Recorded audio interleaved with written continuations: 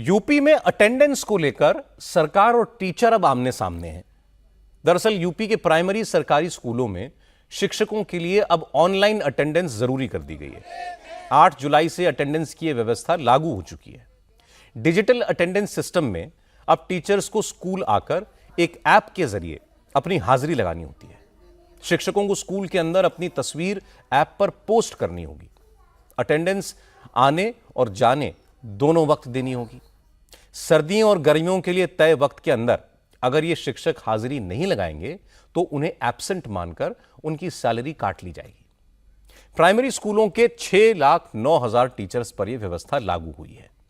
सरकार ने 2,09,000 टैबलेट्स स्कूलों तक पहुंचा भी दिए हैं और जहां टैब नहीं पहुंचे हैं वहां मोबाइल फोन से अटेंडेंस की व्यवस्था की गई है। अभी तक रजिस्टर में ही टीचर्स और बच्चों की हाजिरी लगती थी। स्कूल के सारे कामकाज जैसे mid day school, uniform, stationery का ब्यौरा, ये सब रजिस्टर में रखा जाता था। लेकिन अब प्रेरणा ऐप में सारी जानकारी फीड की जाएगी। लेकिन टीचर्स और उनकी एसोसिएशन इसका विरोध कर रहे हैं। इसलिए यूपी के ज्यादातर सरकारी स्कूलों में टीचर्स ये डिजिटल अटेंडेंस नहीं लगा रहे। स्कूलों में अब टीचर्स काली पट्टी बांधकर पढ़ा रहे हैं। 8 जुलाई को पहले दिन पूरे राज्य में सिर्फ 16,000 टीचर्स ने डिजिटल अटेंडेंस लगाई। टीचर्स के विरोध के बीच अब principal secretary primary education MKS Sundaram ने आधे घंटे का ग्रेस पीरियड देने का भी ऐलान कर दिया है। इसके बावजूद शिक्षकों को अब ऐतराज है। सरकार ने लेकिन अब सख्त कदम उठाते हुए एक्शन लिया है। उन्नाव और बाराबंकी में ऑनलाइन अटेंडेंस न लगाने वाले 23,000 से ज्यादा टीचर्स की सैलरी काटने के आदेश दे दिए गए हैं। डिजिटल अटेंडेंस पर टीचर्स को ऐतराज क्यों है वो भी आप जान लीजिए। असल में डिजिटल अटेंडेंस के जरिए सरकार की कोशिश यह है कि जो शिक्षक अपने काम में लापरवाही बरत रहे हैं, टाइम पर स्कूल नहीं आते हैं, उन पर नकेल कसी जाए। ये काम तो कोई गलत नहीं है। आज इंडिया टीवी के कई रिपोर्टर्स यूपी के अलग अलग जिलों में गए, सरकारी स्कूल की टीचर से बात की, वहां की व्यवस्था को देखा। गांव के उन स्कूलों में भी गए जहां के शिक्षक सबसे ज्यादा इस व्यवस्था का विरोध कर रहे हैं। सारे टीचर्स ने एक ही बात कही, ऑनलाइन अटेंडेंस में प्रॉब्लम है। लेकिन वजह सबकी अलग अलग थी। इंडिया टीवी के संवाददाता पवन नारा प्रतापगढ़ के 3 सरकारी स्कूलों में गए। जब पवन नारा सांगीपुर के एक स्कूल में पहुंचे तो सारी क्लास खाली थी। सारे टीचर्स बाहर पेड़ के नीचे कुर्सी लगाकर आराम कर रहे थे। जैसे ही कैमरा देखा सब अपनी अपनी क्लास की तरफ दौड़ पड़े। जब प्रिंसिपल से पूछा तो उन्होंने कहा कि वो हड़ताल पर नहीं है, क्लास चल रही है, लेकिन डिजिटल अटेंडेंस के वो खिलाफ हैं। प्रिंसिपल ने कहा कि एसी कमरों में बैठकर सरकार तो नियम बना देती है, लेकिन ग्राउंड रियलिटी नहीं देखती।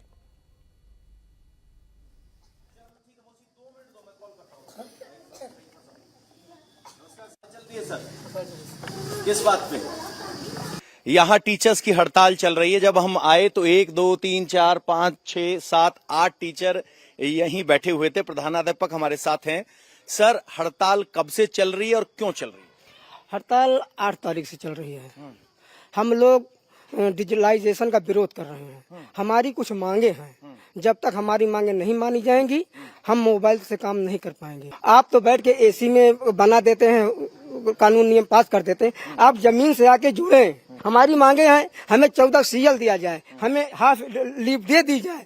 मान लीजिए हमारे अचानक हमारी गाड़ी पंचर हो गई, हम कुत्ते से लड़ गए, गिर गए, तो हम 8 बजे यहाँ कैसे पहुँच पाएंगे? लेकिन हम लोग सुबह समय से आ जाते हैं, 7:45 का हम सिग्नेचर करते हैं अपने रजिस्टर पर, बच्चों को पढ़ाते हैं। अभी तो आप सारे बैठे हुए थे।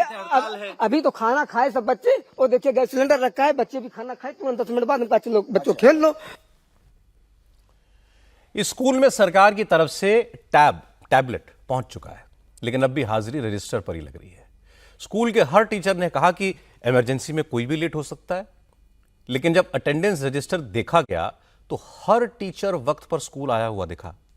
इस पर पवन ने पूछा कि सारे टीचर अगर टाइम से स्कूल आ जाते हैं तो डिजिटल अटेंडेंस लगाने में किस बात की प्रॉब्लम है? इस पर प्रिंसिपल साहब हड़बड़ा गए, लेकिन दूसरे टीचर ने एक नया ऑब्जेक्शन सामने रख दिया।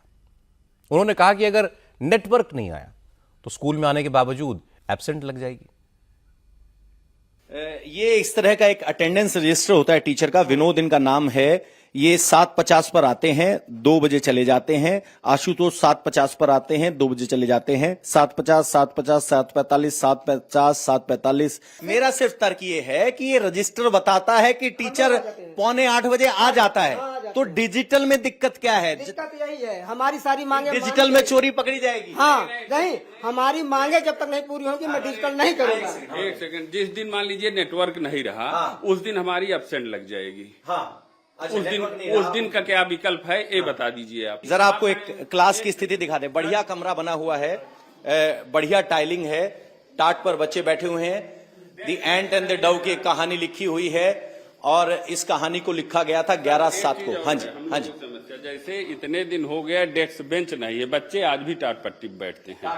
यहाँ पे साफ सफाई के लिए जैसे कर्मचारी नियुक्त हैं ना, लेकिन परमानेंट वो भी नहीं आ पाते हैं।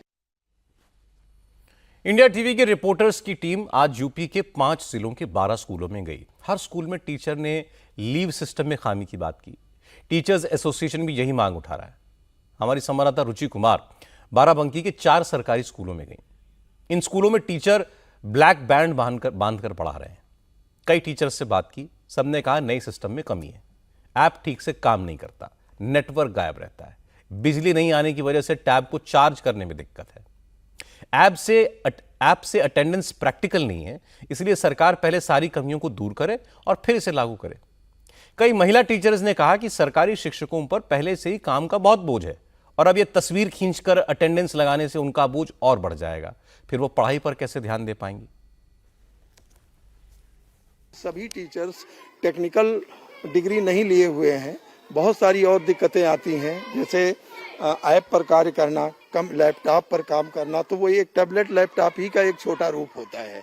तो वो सारी चीज़ें हम लोगों को पहले से बताई जाएं अच्छे से। आज यहाँ पिछले 6 दिन से बिजली नहीं आई है, क्योंकि रोस्टर के अनुसार गांव में अभी बिजली रात की चल रही है। ये 15 दिन तक रात की चलेगी, उसके बाद 15 दिन दिन की चलेगी। तो ऐसे में टैबलेट चार्ज की बड़ी समस्या है। विभाग पे इससे ये कहा गया है कि टैबलेट आप घर ले जाके चार्ज करें। तो रोज रोज टैबलेट ले जाना और उसे लाना, ये एक अव्यवहारिक प्रतीत होता है। जो ऑफिसेस आपके शहरों में हैं वहाँ शुरू किया जाए और वहाँ पर जो दिक्कतें आती हैं उन दिक्कतों को दूर करने के बाद यहाँ पे गांव के सुदूर अंचलों में शुरू किया जाए तो ये ज्यादा हितकर होगा। डिजिटाइजेशन के हम विरोध में नहीं है। हम कहते हैं डिजिटाइजेशन तब होता है जब हर कुछ डिजिटल हो। हमारे स्कूल की कंडीशन देखिए, ना यहाँ कायाकल्प का काम हुआ है, ना फर्श टूटा है, ना टाइलिंग है, कुछ भी नहीं है, लाइट आती नहीं है। इस परिस्थिति में बताइए हम मतलब हर कुछ करके हम लोग और 7:25 पे हम लोग आ जाते हैं स्कूल में।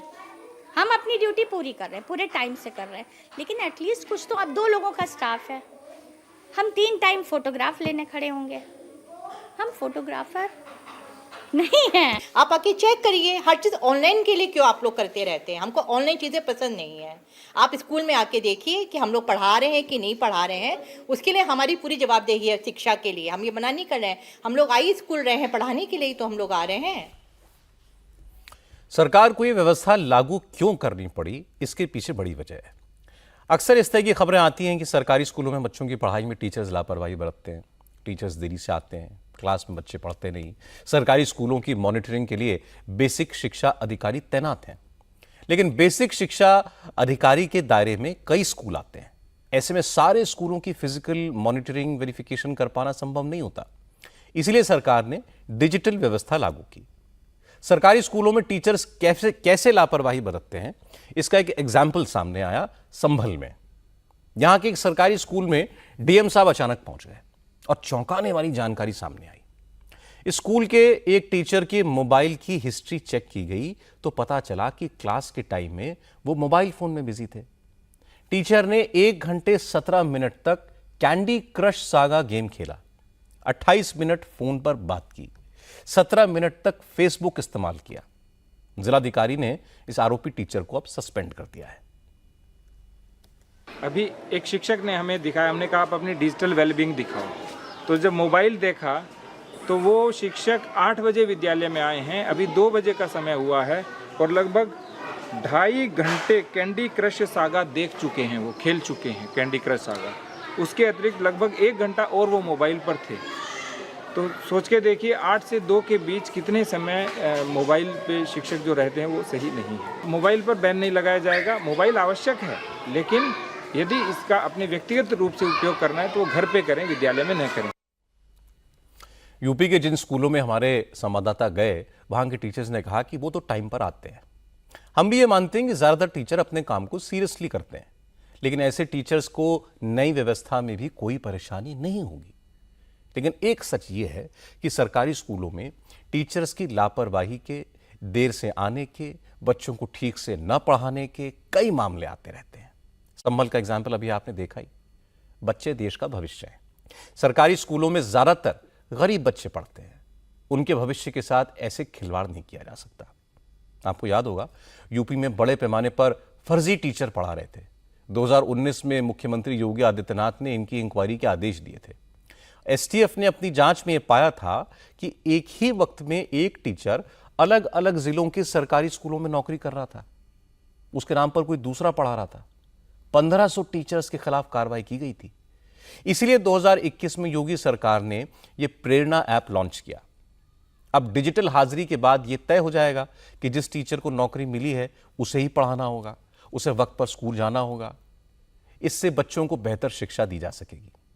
एजुकेशन सिस्टम की मॉनिटरिंग की ठीक से मॉनिटरिंग की जा सकेगी। हालांकि व्यवस्था नई है, इसके कुछ प्रैक्टिकल प्रॉब्लम्स होंगी, लेकिन हर नई व्यवस्था में ऐसा होता है।